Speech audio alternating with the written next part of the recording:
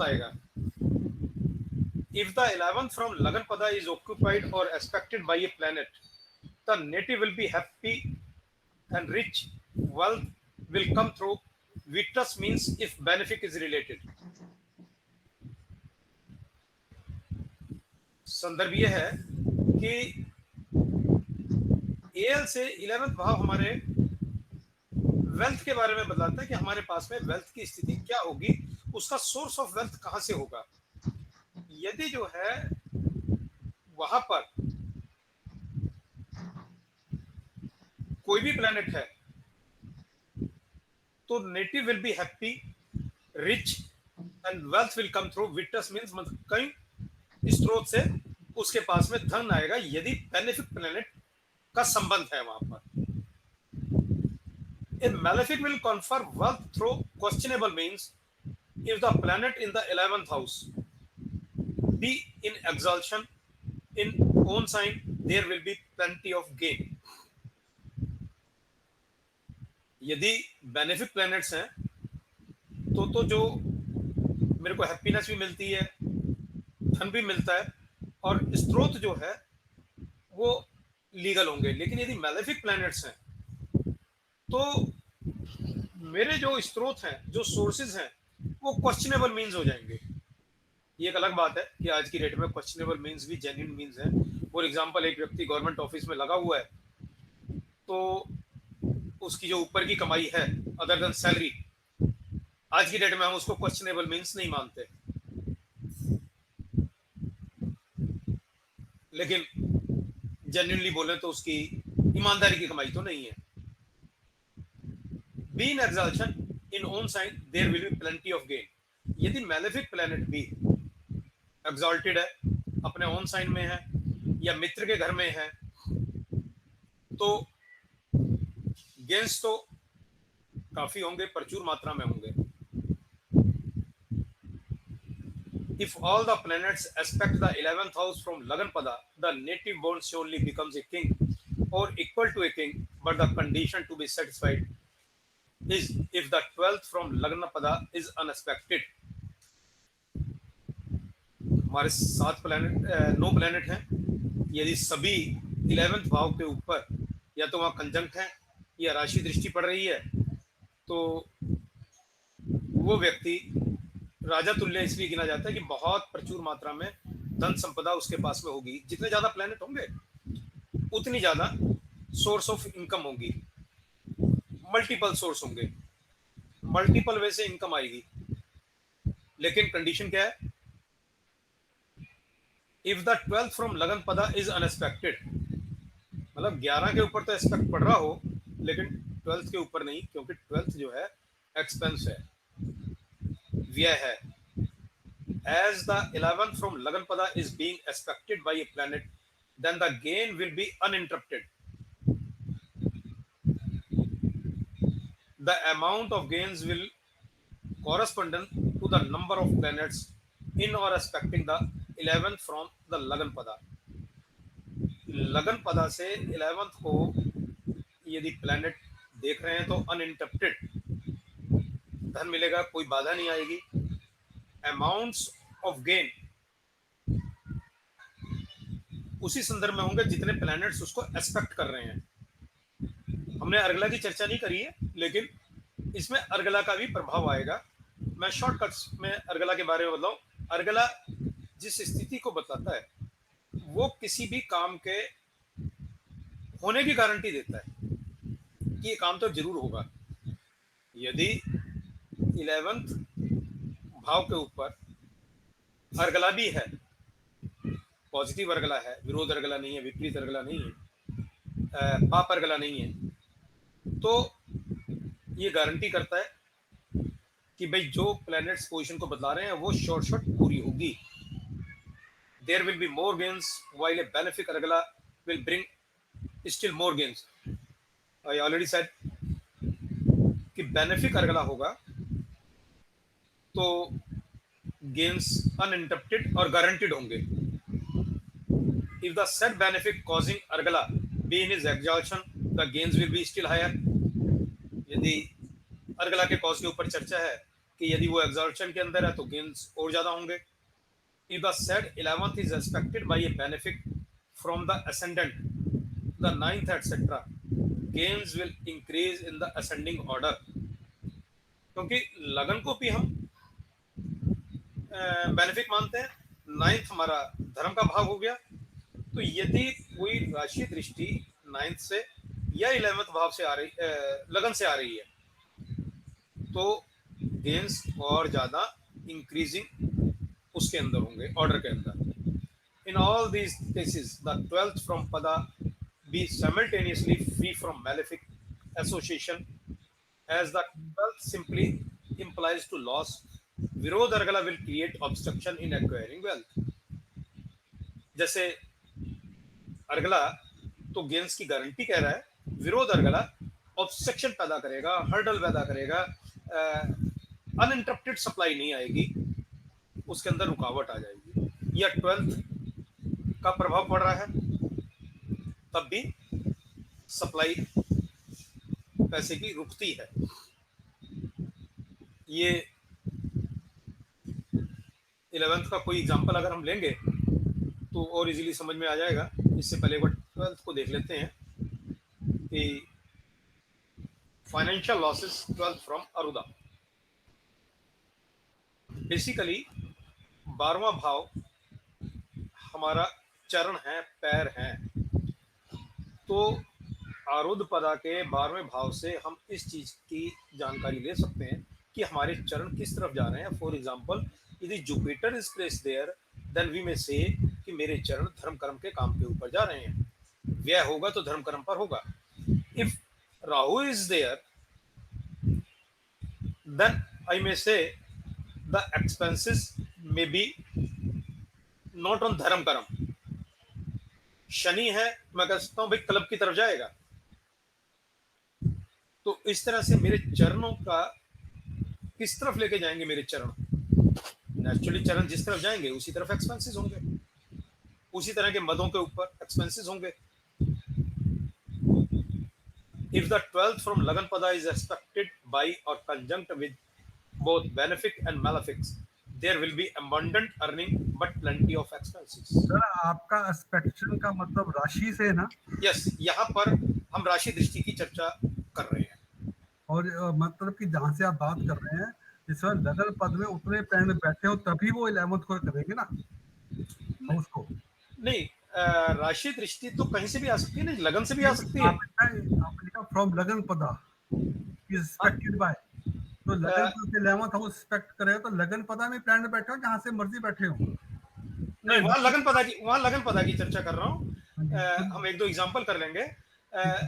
For example लगन पद से यदि देख रहे हैं या D1 के 9th हाउस से देख रहे हैं, जैसे हम लगन पदा बना लिया, ठीक है जी, इट कैन बी लगन पदा हमेशा फर्स्ट हाउस ही होगा ना जी, नेचुरली।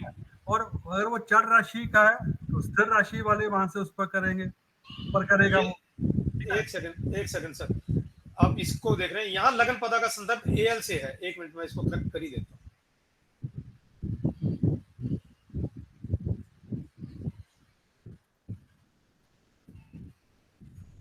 अरुण लगन, नहीं लगन पदा अरुण लगन ही जो आपने बना लिया। हाँ। अब आपने कहा हम लगन पदा 11th house expected by the planets ना, लगन पदा से। अब लगन पदा आपका आ गया मानो चर राशि का है ना, तो स्थिर राशि पे एक्सपेक्ट हो गया, यही हो गया नेचुरली। इसका मतलब स्थिर राशि वाले में जो प्लैनेट बैठे हैं वो उसको देख रहे हैं, यही मतलब। बिल्कुल यही संदर्भ है। अब यदि 12th के अंदर अरुण लगन से 12th भाव में मेरे मैलेफिक भी बैठे हैं, बेनिफिक भी बैठे हैं, तो नेचुरली एक चीज तो बड़ी क्लियर सी है कि मैं एक्सपेंस कब करूंगा, जब मेरे पास पैसा होगा। यदि मेरे पास पैसा ही नहीं है, हाउ मे आई स्पेंड? तो abundant of earning but plenty of expenses. भाई पैसा आएगा भी लेकिन बचत नहीं होगी, भाई खर्चे ज्यादा होंगे। Benefits will cause through fair means, malefic through unfair means, and mixed planets through both fair and unfair means। Benefit तो ये बता रहे हैं कि भी आपका जो खर्चे हैं अल्टीमेट आपकी जिम्मेदारियों को वहन करने में स्पेंड हो रहे हैं, that may be on the education of your family, बच्चों की एजुकेशन पर है, धर्म कर्म पे है, दान धर्म है, बट मेलेफिक्स में show you may be spending on in club, gambling, or be, there are many means which are not regarded as a genuine way of the expenditure. If the 12th from Lagan Pada is conjunct the Sun, Venus, and Rahu, there will be loss of wealth through the king. The moon aspecting the said trio in the said house will specifically cause more such losses. यदि 12वें भाव में आरूढ़ पदा से सूर्य, शुक्र और राहु हैं, तो एक चर्चा जरूर होती है कि खर्चा करने के अंदर सरकार भी कारण है, may be I may be paying more taxes, कोई पेनल्टी भी लग सकती है, मतलब due to government I may be spending, that is one of the cause. यदि मून की एस्पेक्टिंग इन पर हो रही है तो ये जो सी कंडीशन है ये गारंटेड हो जाती है, उनकी एक्सपेक्टिंग है तो फिर कोई डाउट नहीं है, then it is very clear the expenditure will be made by government. If Mercury is in the 12th from the Lagan Pada and be with or aspected by benefic, similarly there will be expenses through paternal relatives. अब mercury क्योंकि मेरे संबंधों का कारण है, मेरे रिश्तों का कारण है, तो यहाँ पर हम ये भी कॉज एक लेते हैं कि खर्च मेरे पितृपक्ष से संबंधियों के ऊपर भी होंगे. If malefics are related to the said Mercury will cause loss of wealth through disputes. और disputes का संदर्भ भी आया था कि Mercury is the cause of the trade also. तो कहीं झगड़े के ऊपर, कहीं लिटिगेशन के ऊपर एक्सपेंसेस होने की संभावना बढ़ जाती है. If Jupiter is in the 12th from the Lagan Pada, aspected by other planets, the expenses will be through taxes and on one's own. भाई या तो अपने ऊपर खर्च कर रहा है या कोई टैक्सेस वगैरह ज्यादा है, या यहाँ पर बेसिकली और एलोबरेट करें तो धर्म कर्म के काम के ऊपर भी ऐसे व्यक्ति के व्यय होते हैं. If Saturn is in the 12th from the Lagan Pada along with Mars and is aspected by other planets, the expenses will be through one's co-born. कारण है शनि बड़े भाई को दर्शाता है, मंगल छोटे को दर्शाता है, को-बॉर्न्स के अंदर मार्स के द्वारा हम बहनों को भी देख सकते हैं, नॉट ओनली ब्रदर्स, क्योंकि मंगल जो है थर्ड हाउस का कारक तत्व है, कारका है, तो हम वहां पर को-बॉर्न्स के अंदर ले सकते हैं कि को-बॉर्न्स कोई भी हो. कोई अपने पास में किसी पब्लिक फिगर चार्ट है क्या जिससे हम 11 और 12 को चेक कर सकें? सर आप कोई भी हिपोथेटिकल ना एक होरोस्कोप बना के थोड़ा आइडिया दे दीजिए बस. हिपोथेटिकल कोई बात नहीं, मान लो जैसे कोई बन जाता एक ना. सेकंड, संदर्भ ये था मेरा, मैं देखता हूँ एक सेकंड, कोई चार्ट अगर हुआ एक सेकंड, मैं चार्ट से मेरे डाटाबेस में उनको जाता हूँ.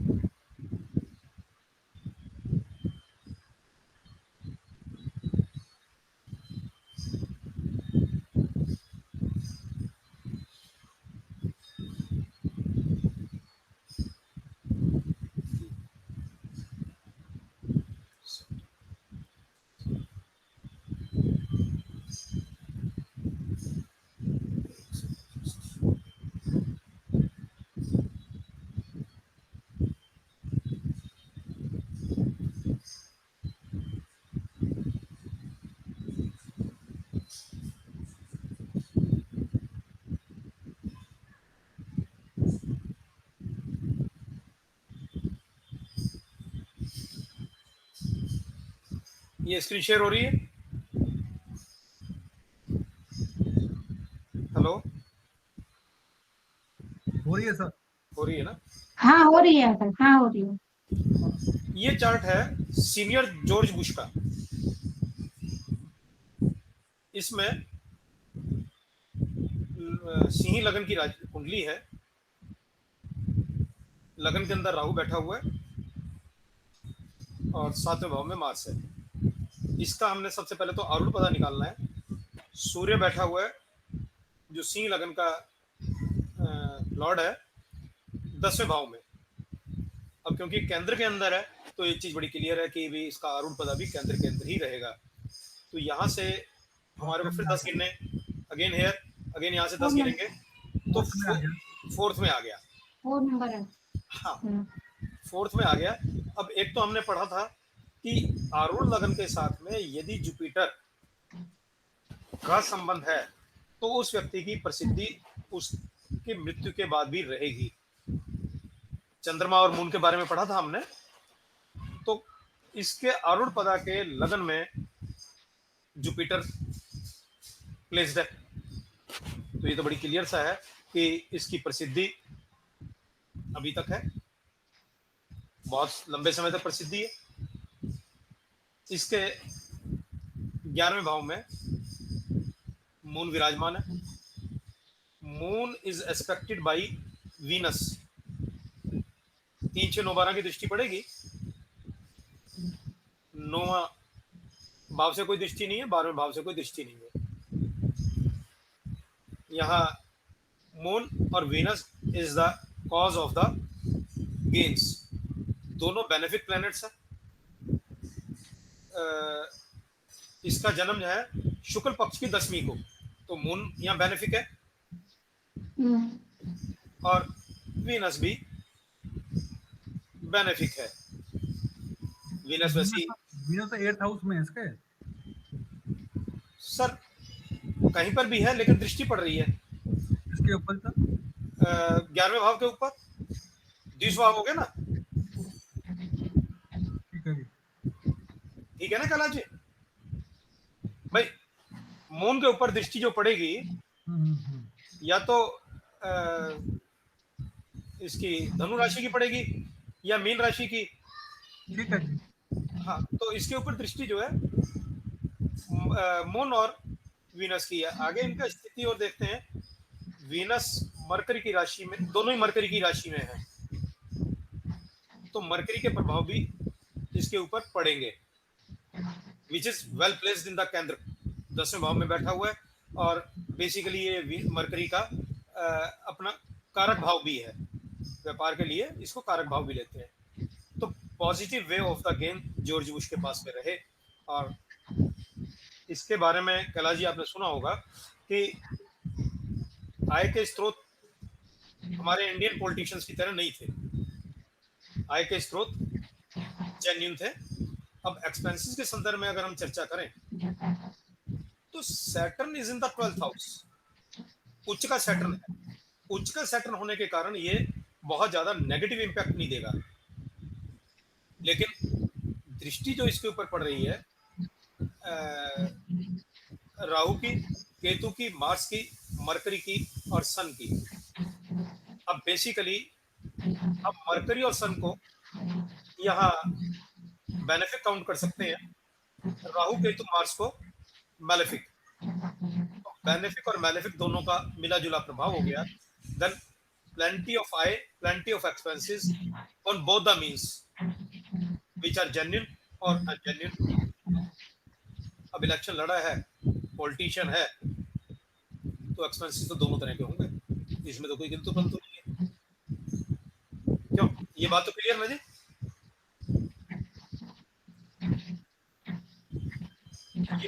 ये विषय ठीक रहा? ये इसमें कोई ज्यादा और चर्चा करने की जरूरत है?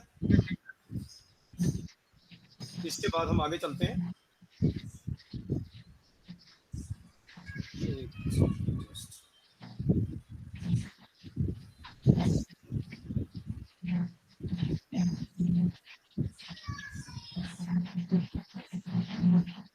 सेवन फ्रॉम अरुड़ा। nodes is placed in the seventh from Laganpada, the native will be troubled by stomach disorder by fire. Uncle screen नहीं आ रही है। स्क्रीन नहीं आ रही है? ओ, अब आई? हाँ अंकल जी आती है।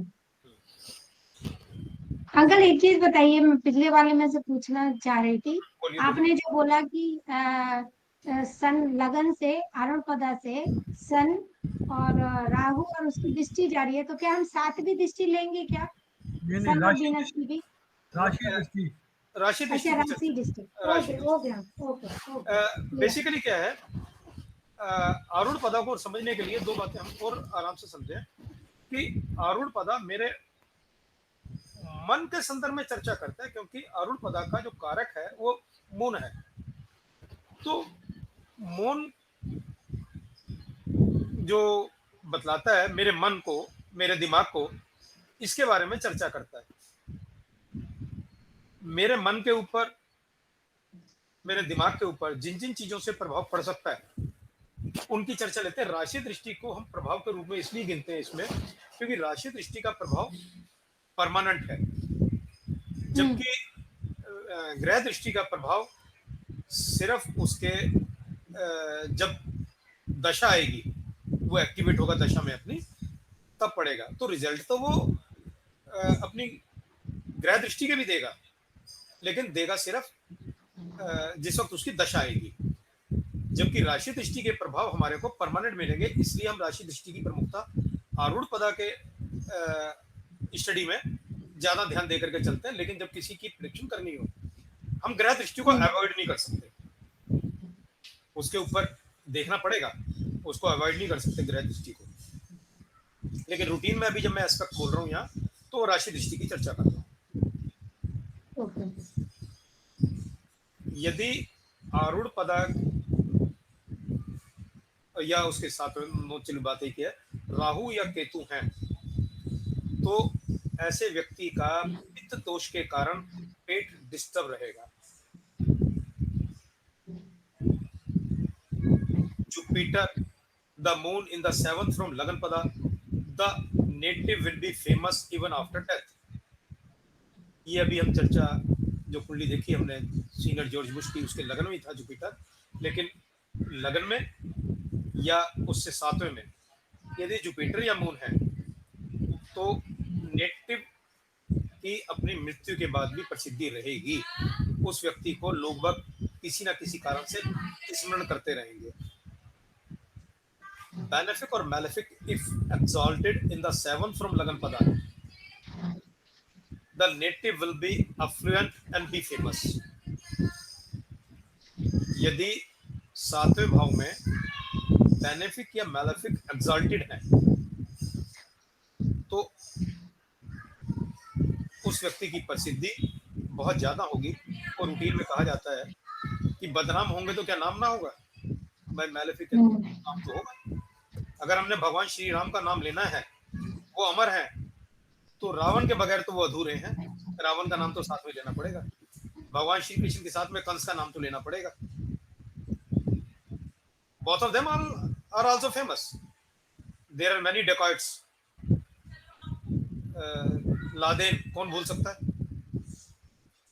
प्रसिद्धि बहुत होगी, लेकिन इट डिपेंड्स प्रसिद्धि कैसी होगी, बेनिफिक और मैलेफिक पर। यदि वो एक्सल्टेड है तो presents any of Jupiter, Venus and Moon be in the seventh from Laganpada, the native will be very wealthy. Moon, Jupiter or Venus in the seventh cause prosperity and wealth. यदि आरूढ़ पदा से सातवें भाव में benefic planets Jupiter, Venus and moon चंद्रमा हैं, तो ये धन का कारण भी बनते हैं। इनके कारण धन की प्राप्ति भी होगी। If Rahu is in the 7th or 12th from Laganpada or aspect one of the said houses, the native will be endowed with spiritual knowledge and be very fortunate. यदि आरूढ़ पदा से 7वें या 12वें में राहु है, तो ऐसे व्यक्ति के पास में आध्यात्मिक ज्ञान जरूर होगा और वो भाग्यशाली होगा। और देखिए राहु 12वें में आकर के एक जगह हमारे एक्सपेंस को पॉइंट आउट कर रहा है, दूसरी जगह स्पिरिचुअल नॉलेज दे रहा है। तो इसको बड़े ध्यान से समझने की जरूरत है और practice will make us more intelligent. Second from आरूढ़ा, Mercury, Jupiter, or Venus be exalted in the second from Lagan Pada and be with strength will make the super rich native.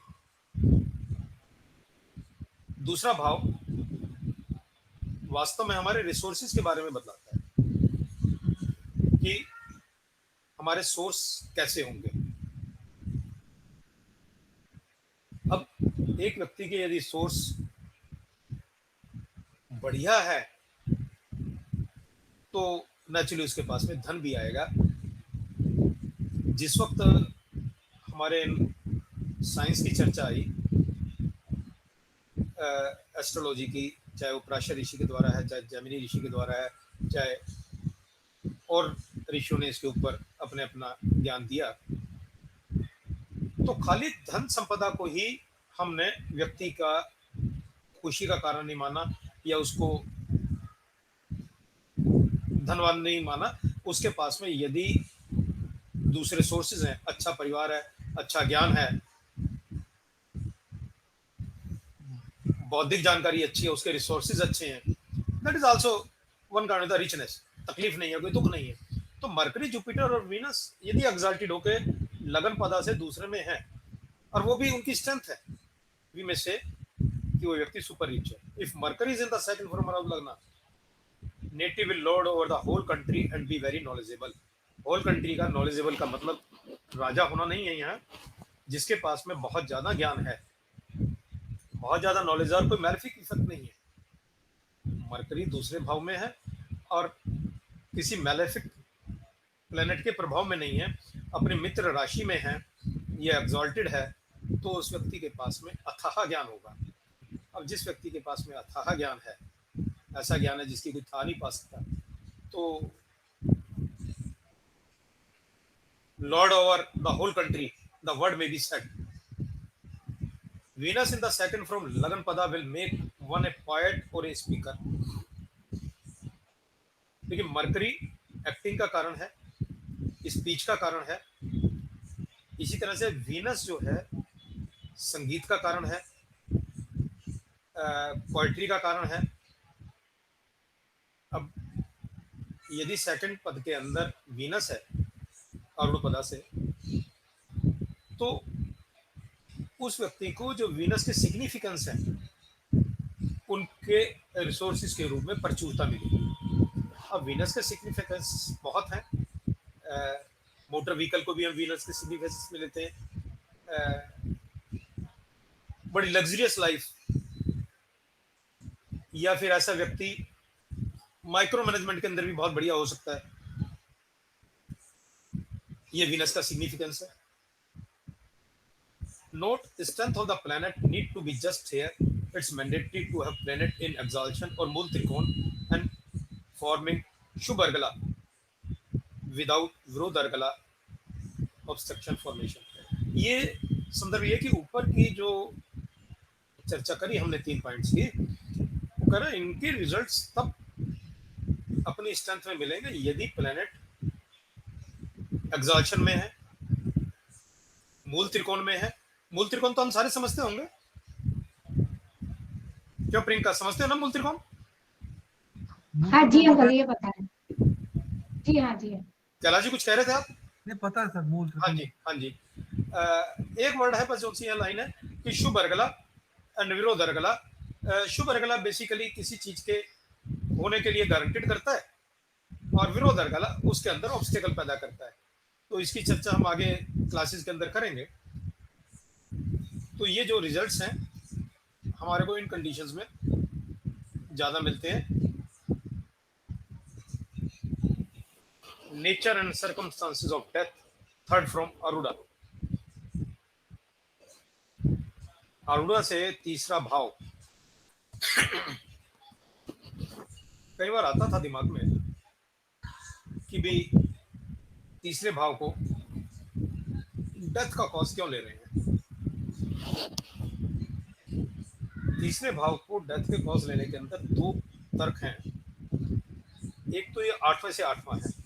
8वां basically आयु का भाव है। 8वें से 8वां उसके अंदर obstacle आ गई, तो इसलिए तीसरे को हम डेथ के उसमें गिनते हैं। एक और बहुत बड़ा कॉज है, तीसरा भाव 10वें का छठा है। 10वां भाव मेरा कर्म भाव है। कर्म भाव का जो एनिमी है, मतलब कुल मिलाकर के मेरे कर्मों को जो रोक देगा, मेरे कर्मों के अंदर व्यवधान उत्पन्न कर देगा, दैट इज थर्ड हाउस। देखिए थर्ड हाउस प्रयास भी है और थर्ड हाउस कर्मों का व्यवधान भी है।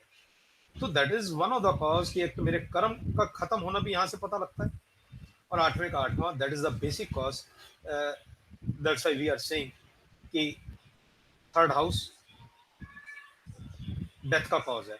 अब नेचर एंड सर्कमस्टांसेस के अंदर ये आ जाता है कि आरूढ़ पदा से तीसरे भाव में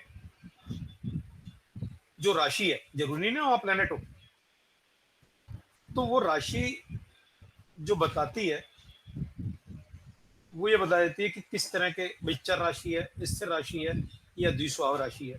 तो एक तो बड़ा क्लियर कर देगी कि मृत्यु दूर होगी, नजदीक होगी या घर में होगी, राशि के कारक तत्व के कारण। नेचर ऑफ डेथ के बारे में बता देगा। यदि वहां कोई प्लेनेट है, फॉर एग्जांपल मार्स है, सन है। अब सन है तो अग्नि को बदलाता है, मार्स है एक्सीडेंट को बदलाता है, सन है तो गोली के बारे में भी चर्चा कर सकता है। तो इसलिए जो है उसको जब हम स्टडी करते हैं और ऐसे लोगों की पत्नियों को देखना शुरू करते हैं, तो हमारी अपने आप में सेंस तैयार हो जाएगी कि प्लैनेट्स क्या चीज इंडिकेट कर रहा है, कौन से स्थान पर किस ढंग से circumstances या nature of death है। Third sign from Arul Lagna shows place of death. The planet in it or aspecting it by Rashi aspect show the cause of death. Arul Lagna represents the body. The third from it is the eighth from it, thus showing the end of life or circumstances of death. ये चर्चा करिए अभी। Look at the third and eighth from Arul Lagna as well. Usually the third will determine death, but if the eighth is stronger than eighth one, normally Arun लगन से तीसरे भाव से हमारे को डेथ के बारे में पता लग जाएगा। लेकिन देखने दोनों ही भाव पड़ेंगे, थर्ड भी और एट्थ भी। लेकिन यदि थर्ड से ज्यादा एट्थ स्ट्रॉन्ग है, then the results will come from the eighth house, not third. Benefics like Venus and Jupiter shows native was already knowing the death period has come. कई बार हम अपने समाज में ऐसे किस्से आराम से सुनते हैं कि भाई उस व्यक्ति को अपनी मृत्यु से पहले पता लग गया था और उसने जो व्यवहार था परिवार के साथ या समाज में उस तरह का करना शुरू कर दिया था, बतलाना शुरू कर दिया था कि भाई मेरी तो मृत्यु आने वाली है। देखो बड़ी मजे की बात है, there are many learned astrologers, लेकिन हर कोई अपनी मृत्यु के बारे में नहीं जान पाता, जबकि वो उस साइंस को पूरी अच्छी तरह समझ रहा है। जो लर्नर्ड एस्ट्रोलॉजर है वो जानता है, कैलकुलेशन कर सकता है, लेकिन अपने बारे में गलती कर जाता है। वीनस एंड जुपिटर यदि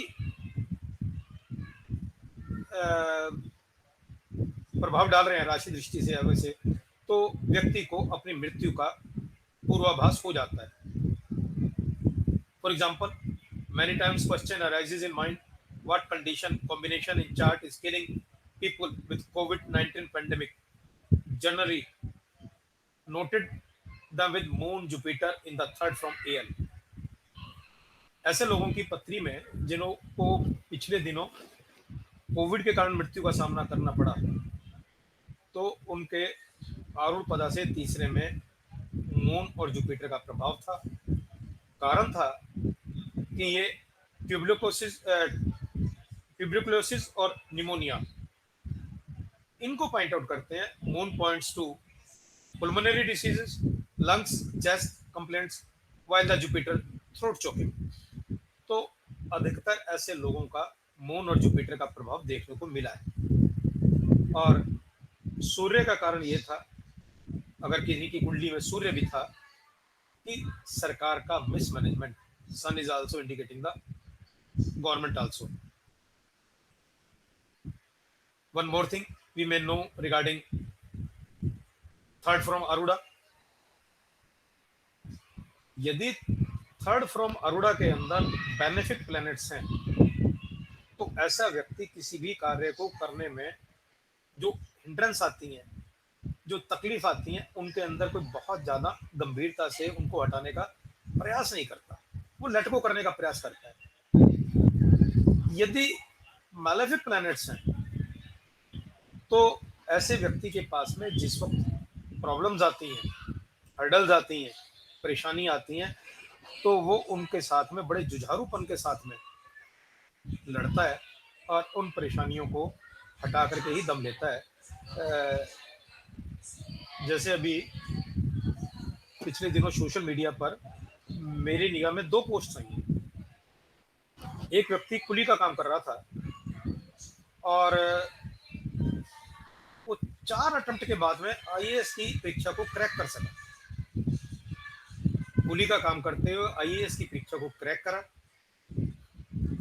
और जो रिसोर्सेज थे मोबाइल के ऊपर रेलवे प्लेटफॉर्म के वाईफाई को यूज करके वो पढ़ा।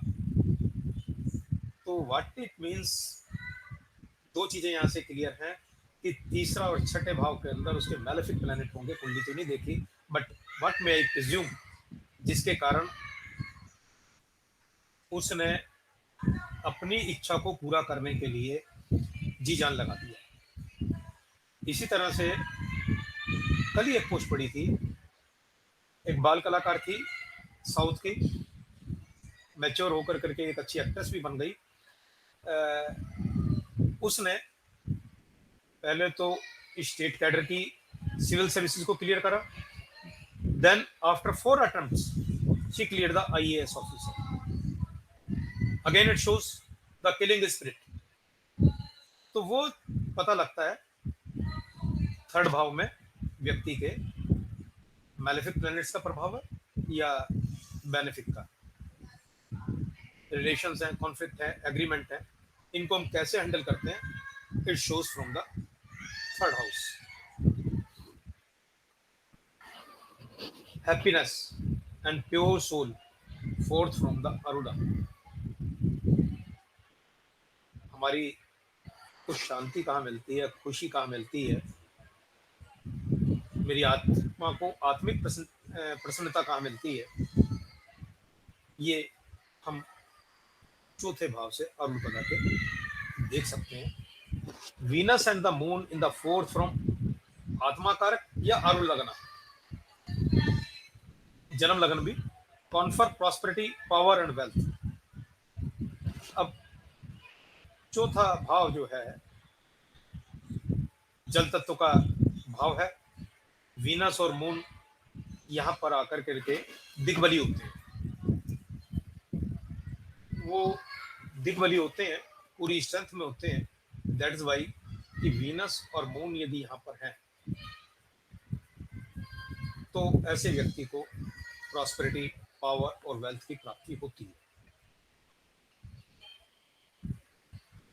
ये मैंने चर्चा करी ली। Venus and moon, the 2 planets governed by watery elements, rules over comfort and luxuries. Benefic in the fourth shows pure hearted person। यदि अरुण पदा से चौथे भाव में बेनिफिक प्लैनेट्स हैं, तो हम ये कह सकते हैं कि सरल हृदय है, साफ मन का है, प्योर सोल है। नेचुरली ऐसा व्यक्ति होगा तो प्रसन्नता, खुशी, अदर देन मेटेरियलिस्टिक थिंग्स उसको वैसी रहती है, जो है उसमें प्रसन्न। 4th हाउस है सुख स्थान और the house of happiness. The fourth lord is a protector of happiness, and when it aspects the Aruda, it makes the native happy and contented. चौथा भाव सुख स्थान है, खुशी का घर है। यदि इसका स्वामी आरूढ़ पदा को एस्पेक्ट कर रहा है तो मेरी प्रसन्नता और ज्यादा गारंटेड हो जाती है। जातक की प्रसन्नता और ज्यादा गारंटेड हो जाती है, जिसकी भी हम कुंडली को देख रहे हैं। फिफ्थ फ्रॉम द आरूढ़ पदा,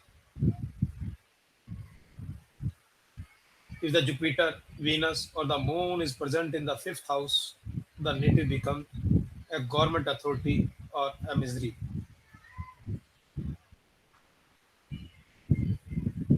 बेनिफिक प्लैनेट्स हैं तो ये भी संभावना आ जाती है, जुपिटर, वीनस और मून जैसे, कि व्यक्ति का सरकार से किसी न किसी तरह का संबंध है या मिशनरी काम में है। Sun, Mercury, Jupiter will give intelligence. Fifth house is the house of the intelligence also. तो सन, मरकरी और जुपिटर इस पे मोहर लगा देते हैं। ये सब जगह क्लियर है कि हमारे को प्लैनेट्स की स्ट्रेंथ, उसका एग्जॉल्शन होना, मूल त्रिकोण में होना, अर्गला, इन सारी बातों की चर्चा भी इसके साथ में इंप्लाइड रूप से है। Benefic influences on the fifth give rajyoga on the native, and the native holds an authoritative and influential position in the government.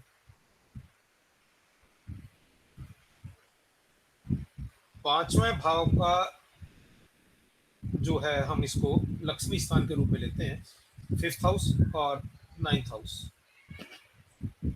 यदि पांचवें हाउस के स्वामी का या लगन का संबंध हो जाए, आगे हम पढ़ेंगे आत्म कारक का, पुत्री कारक का संबंध हो जाए, तब केंद्र का और पांचवें का संबंध हो जाए, तब ऐसे व्यक्ति को राजयोग है। और राजयोग का संदर्भ यह है, वो राजा बनना नहीं है, उसका संदर्भ यह है कि ऐसे व्यक्ति को इन्फ्लुएंशियल पोजीशन होगी, हैप्पीनेस होगी, धन अधिक मात्रा में होगा, जो कि एक राजा की स्थितियां हो सकती हैं, वो सब उसको प्राप्त होगा यदि लगन का पांचवें का संबंध हो जाए, आत्मा कारक का और पुत्र कारक का हो जाए।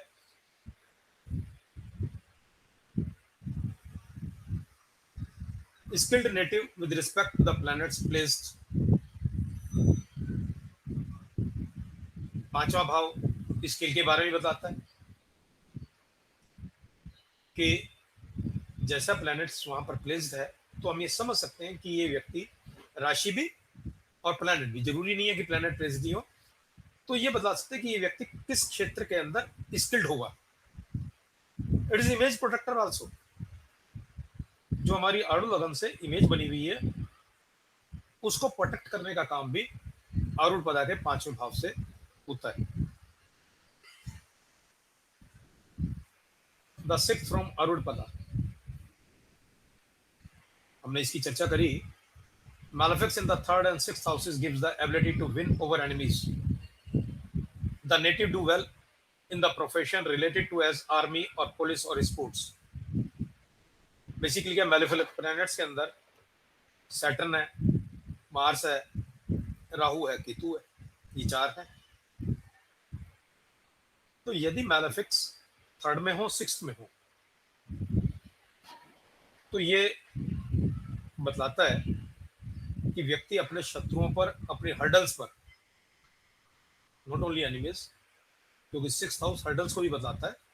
तो हर्डल्स हैं, जो भी तकलीफें आती हैं, उन पे किस ढंग से पार पाएगा। अब तकलीफ से पार पाने के दो ही ढंग हैं, या तो कबूतर की तरह आंख बंद कर लो, या फिर जो स्थिति सामने आई है उसका डट के सामना करें। अब क्योंकि व्यक्ति डट के सामना करने की ताकत रखता है, उसके अंदर एक किलिंग स्पिरिट होती है, तो ऐसा व्यक्ति अमूमन, यदि मंगल का प्रभाव है तो विशेष रूप से आर्मी, पुलिस या स्पोर्ट्स में हो सकता है। In other professions, the native takes up activities which are more challenging and require winning over opposition such as marketing और सेल्स एग्जीक्यूटिव। अब मैलेफिक है तो मार्केटिंग और सेल्स एग्जीक्यूटिव भी बगैर किलिंग स्प्रिट के तो पॉसिबल नहीं है। गंजों को कंगिया बेचनी पड़ती है। खासतौर से किसी इंश्योरेंस एजेंट से पूछे कि भाई साहब मार्केटिंग कहते किसको है, तो वो भी उस व्यक्ति की निपुणता तभी ज़्यादा बढ़िया संभव हो पाती है यदि वहाँ थर्ड और सिक्स्थ में मैलेफिक प्लैनेट्स हैं। Only benefic or exalted benefic in third as well as sixth shows native is very spiritual. अमूमन सन्यासियों की कुंडली में ऐसे योग देखे गए हैं क्योंकि वो जो भौतिक समाज की हमारी परेशानियां हैं उनसे इस ढंग से लड़ाई नहीं लड़ते, इस ढंग से उनका सामना नहीं करते कि उनके शत्रुओं को चोट पहुंचे। वो अपने शत्रुओं को भी कष्ट नहीं देना चाहते। दैट्स वाई कि बेनिफिक प्लैनेट्स थर्ड और सिक्स्थ हाउस में व्यक्ति को स्पिरिचुअलिटी की तरफ ले जाता है। वो धीरे से दूसरे के कष्टों को समझता है। The third and the sixth house are the पैक्रम houses, so malefic here helps native to be strong enough to fight while benefic will make them passive. Third house information का भी है तो हमारे को अपने एनिमी की इंफॉर्मेशन भी यहां से प्राप्त होती है। एर्थ फ्रॉम अरुणपदा, ये रूटीन में मेरे एनिमी को बताती है जिसे हम अरुणपदा से देखते हैं। सिक्स से मेरे को हर्डल्स के बारे में ज्यादा पता लगता है। एट्थ से मेरे को अपने दुश्मनों का और डेट्स, मैं किन के प्रति ऋणी हूं। अगली क्लासेस में थोड़ा सा ऋषि ऋण की भी चर्चा करेंगे। एट्थ से ऋषि ऋण, जैसे मैंने पिछली क्लास में चर्चा करी कि भाई मेरे गुरुजी मेरे को जिनसे मैं सीख रहा हूँ बगैर किसी चार्ज के सीख रहा हूँ तो एक ऋण हो गया। It also shows from the eight अरुणपदा के। तो कारका of the eighth is Saturn, shows health and longevity. Saturn health and longevity के बारे में इसलिए बतलाता है कि सैटर्न बेसिकली एक मैच्योर्ड व्यक्ति को, प्रौढ़ व्यक्ति को जो बूढ़ा हो गया है, जो अपनी जड़ों से जुड़ा हुआ है, वो बताता है। और सैटर्न के दो कोज हैं, एक तो इस चीज के बारे में बताता है, दूसरा वो दुख देता है।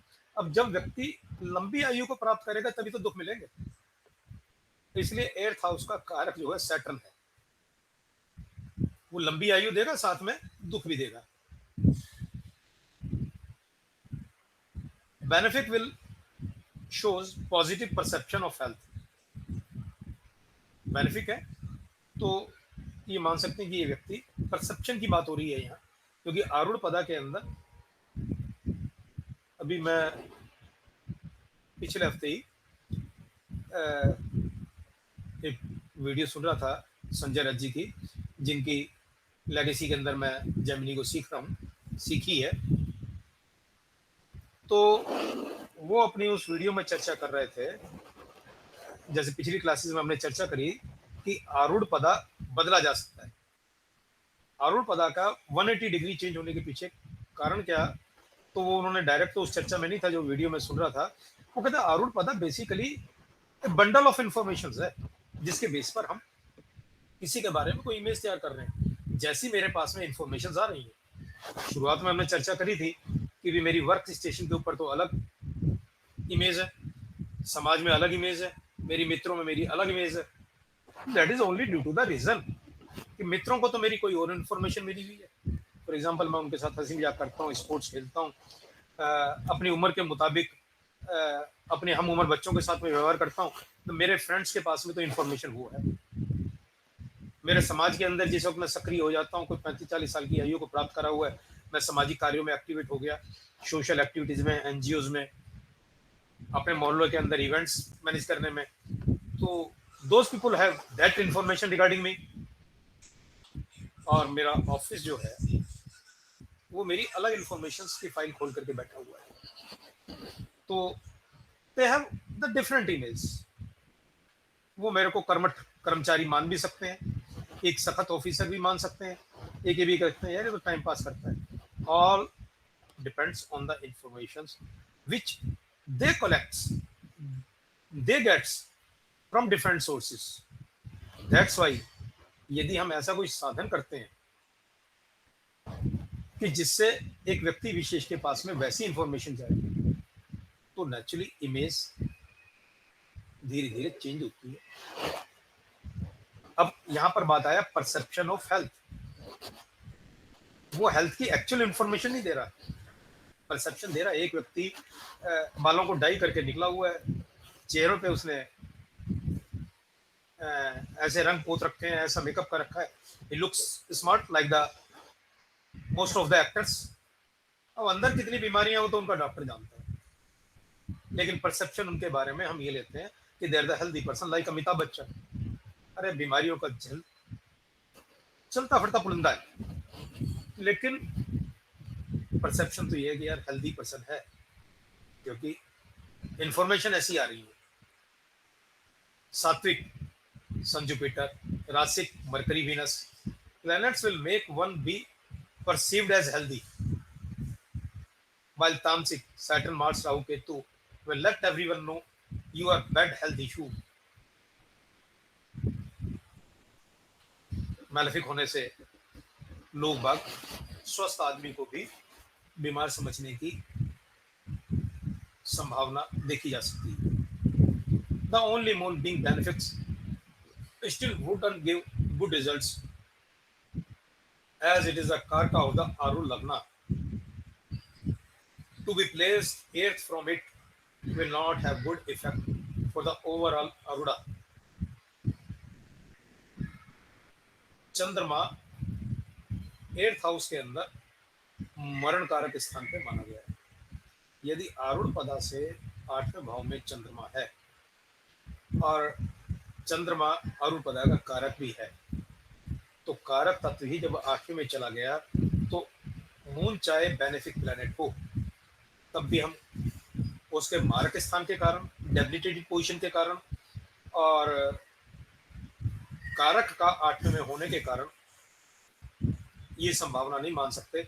ऐसे व्यक्ति को मानसिक तकलीफों की परसेप्शन हो सकती है कि ये व्यक्ति मानसिक रूप से बीमार है। यहाँ से हमारे को डेट की पोजीशन भी पता लगती है कि हम किसके प्रति हमारे को अपने ऋण चुकाने हैं। Not only monetary loans, all kind of the loans.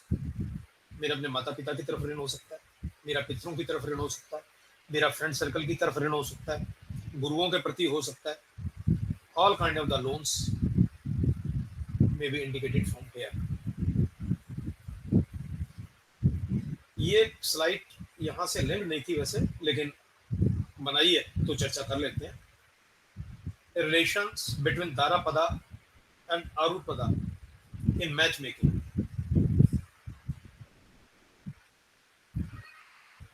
The A7, ये चर्चा करें या बाद में ले लें इसकी, क्योंकि यहाँ से रिलेशन नहीं है इसका, इसको हम तब ले लेंगे। बेसिकली मैच मेकिंग वगैरह और ये जो AL7, A7 ये संबंधों के बारे में बताएगा वहां। तो आरूढ़ पदा और A7 की चर्चा अलोंग विद UL।